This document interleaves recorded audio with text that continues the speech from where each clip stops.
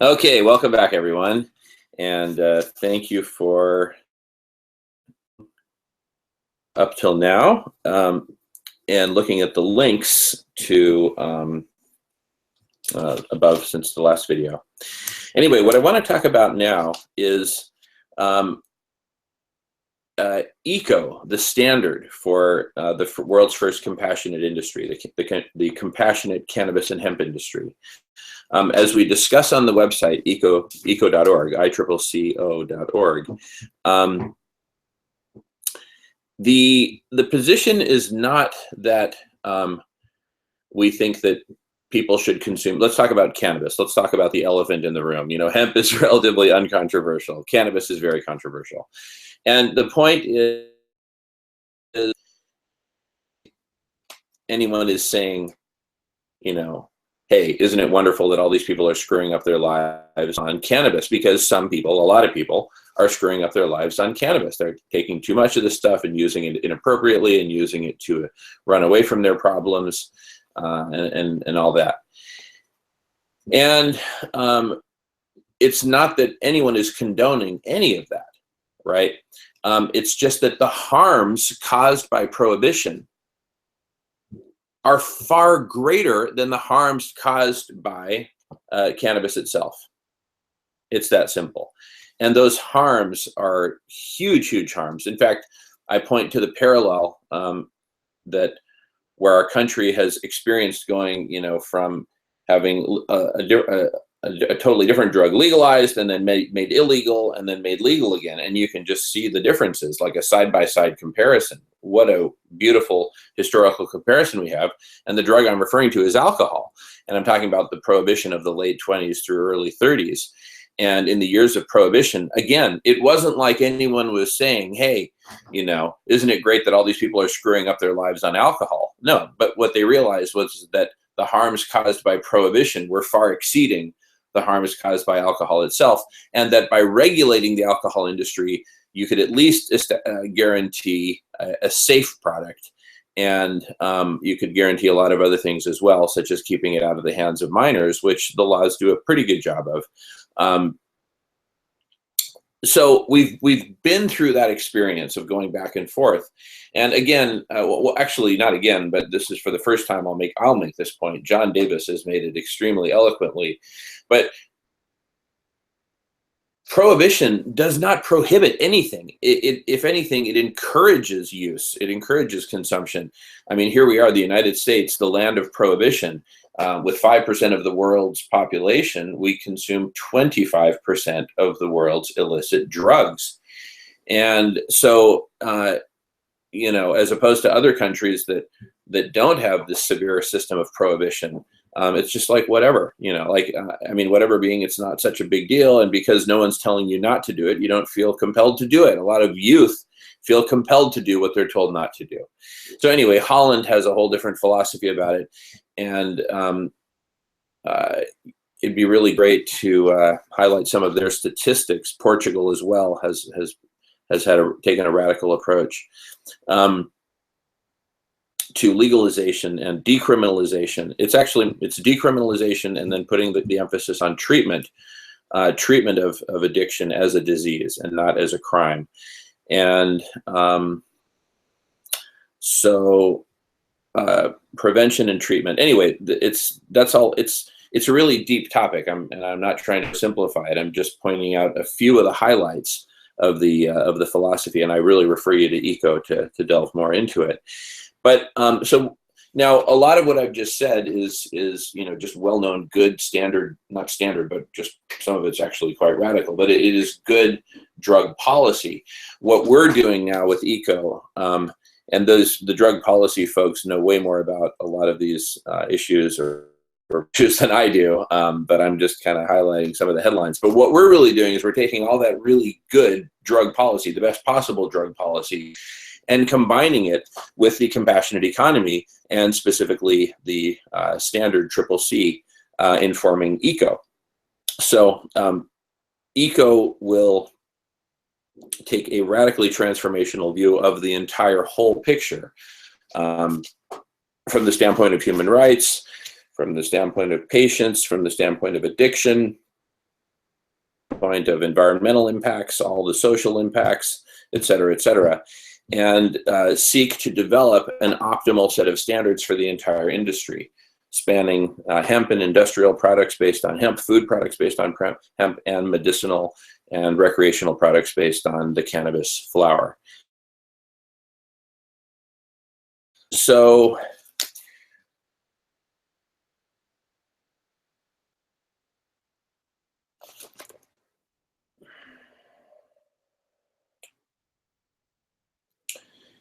I'm going to point to some links. One really important one to look at is the CNN link done by Dr. Sanjay Gupta, who at least at that time, the chief medical correspondent for CNN. Anyway, he goes and documents very thoroughly some of the medicinal benefits of cannabis, and and it's actually saving lives. So it has amazing medicinal benefits to certain patients, and it makes life much more comfortable. And benefits of cannabis are very real, and those need to be highlighted as well. But overall, we need to promote responsible use, prevention of addiction, and treatment of addiction built into the overall package, and so built into the overall model. And so while 100% of the net profits of a certified compassionate company will go to holistically ending world hunger, some of the revenue from the company can be diverted, just like some of it's diverted to taxes, some of it can be diverted directly to prevention and treatment programs. Of course, that would reduce the amount of profit generated at the end, all of which would go to ending hunger. But part of being socially transformational and environmentally regenerative is really making sure we hit on all the bases. And in the case of cannabis, to be responsible in that regard, we need to take prevention and treatment very, very, very seriously. Prevention of addiction and treatment of addiction. So more on that on eco.org. Now, more generally, so eco will of course generate a lot of attention, because the cannabis and hemp industry just generates lots of attention generally, and especially with California about to legalize, it's going to become that much more of a story. So, form proposed by ECO, radically compassionate, will be controversial, of course, for a lot of reasons, but it will definitely generate attention. And in that environment of generating all this attention, as part of the story, the narrative of all this, as we talk about on The Emperor's New Clothes, the narrative is, look, if you're going to spend money, make it count. And CCC is the best way to make it count, because 100% of the profits go to ending hunger, and for all the social and environmental reasons that are built into CCC products and services. So let's take a look at where else this journey will lead us.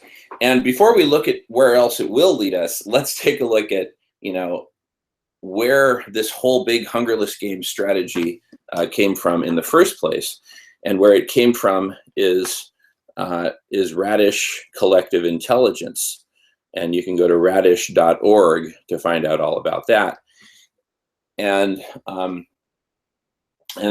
Radish Collective Intelligence is, we believe, destined to evolve very quickly, exponentially, as this whole compassionate economy evolves, as the story evolves, et cetera, et cetera.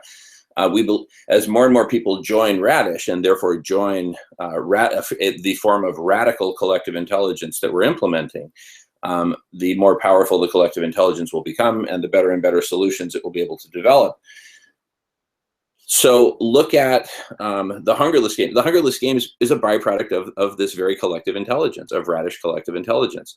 Those of us who get together on Radish and do these hangouts, these recorded video conferences, we talk about all these things, we explore all these things, and that's how we come up with this cool stuff.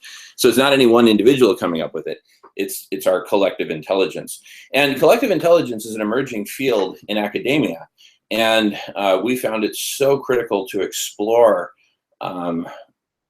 radical collective intelligence as a relatively new construct that, frankly, we came up with within collective intelligence, as a broader emerging field of academia. We found it so important to develop and explore radical collective intelligence that we started a whole, to explore it in the context of the whole and identify all the aspects of collective intelligence, radical and otherwise, and really identify, the potential of collective intelligence and create sort of like an ivory tower of sorts, a virtual ivory tower to study it and explore it and, do R&D within the field.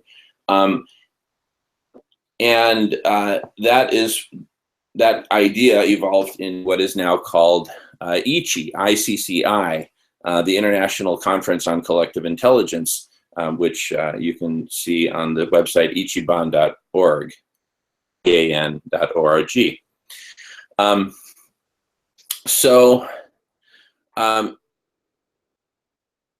The Hungerless Games strategy, CCC as a defining standard, all of these great things, even many of the foundations of Sato Hemp, all of these great things were built using collective intelligence. Of course, in Japan, I mean, they've to a large extent they've mastered collective intelligence or many aspects of it. But now what we're doing is we're actually combining technology with kind of more traditional collective intelligence, bringing more and more people together and enabling more and more very specific interactions to generate very specific either ideas or parts of ideas or parts of solutions, so that solutions can be developed very, very quickly. And I point to the materials on radish.org and ichiban.org for more on that. So having talked about where these ideas are coming from, and that's a very, very, very exciting topic in its own right, let's also look ahead to where this is leading us to. And where it's leading us to is an expansion from the cannabis and hemp industry, which we're using kind of like lighter fluid. It's just so explosive, it gets so much attention. So with that attention and the momentum of the pioneering brands, including but not limited to Sato Hemp and Héroes de Uruguay, ECO paves the way and can be used as a model for inspiring other industries to embrace compassion. And this will often be done on the fringes. If you, what's that great book? The Innovator's Dilemma, that talks about how all great innovations start at the fringes. Well, in a way, we're starting at the fringes of the global economy, which is the cannabis and hemp industry, right? It's kind of the Wild West. So, but what a great place to start. But then with the momentum and the success from the media and the story and just the amazing power of this whole story, all the goodness of it, ending world hunger, et cetera, all of that will help it, move its way into other industries. And so one of the ways that it'll actually achieve that is by funding community cafes. And the community cafes will source from regenerative agricultural networks. Well, that's a story. What are regenerative agricultural networks? And we talk about that. And check out the links below.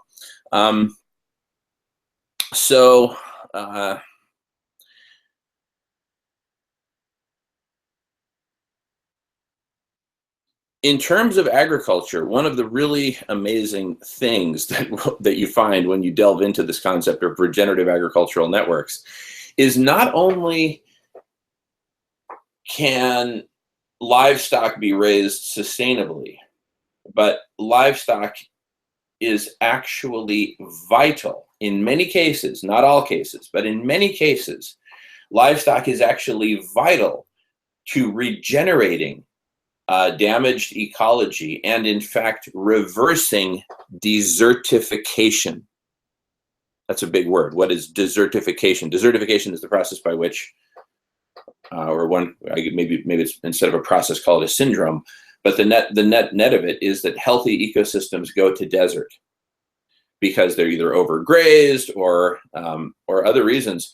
And actually, one of the reasons turns out to be where livestock has been removed. You actually see an acceleration of desertification. If you reintroduce livestock in a planned way using holistic management, holistic land management as your guiding set of principles, and it's a very highly developed and yet at the same time incredibly simple at its root. Simple, based on very simple principles that are timeless and universal, and that's what has generated its amazing success. It has its detractors, but when its detractors have been called out publicly to enter into a public discussion about it, to put all the facts on the table and let's have an open, respectful conversation about it, they run for cover, right? So they're hit and run detractors.